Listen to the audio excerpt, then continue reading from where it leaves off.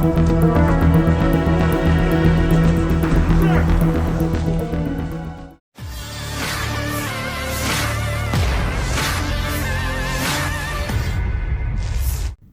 Keamanan Federal atau FSB Rusia telah menahan seorang pria yang diduga sebagai kaki tangan dinas khusus Ukraina di wilayah Kaluga. Menurut pernyataan resmi FSB, pria tersebut diduga terlibat dalam aktivitas kriminal dan bekerja sama dengan Badan Intelijen Ukraina. Rekamannya diunggah di Telegram pada Rabu 21 Mei 2025. FSB menyebut salah satu tugas utama pria itu adalah mengumpulkan informasi intelijen, termasuk menetapkan lokasi sistem pertahanan udara Rusia di wilayah Kaluga. Aktivitas ini dinilai membahayakan keamanan nasional.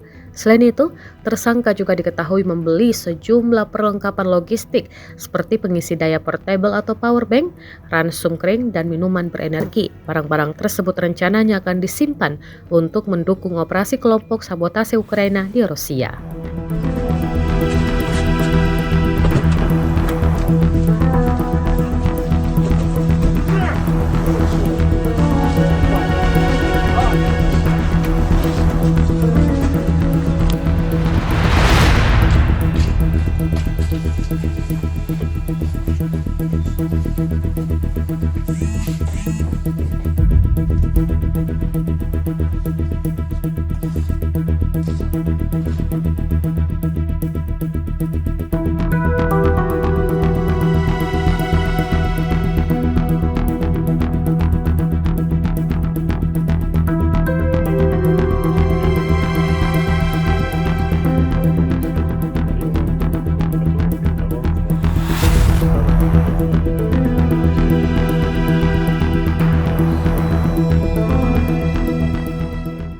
Download Tribun X sekarang, menghadirkan lokal menjadi Indonesia.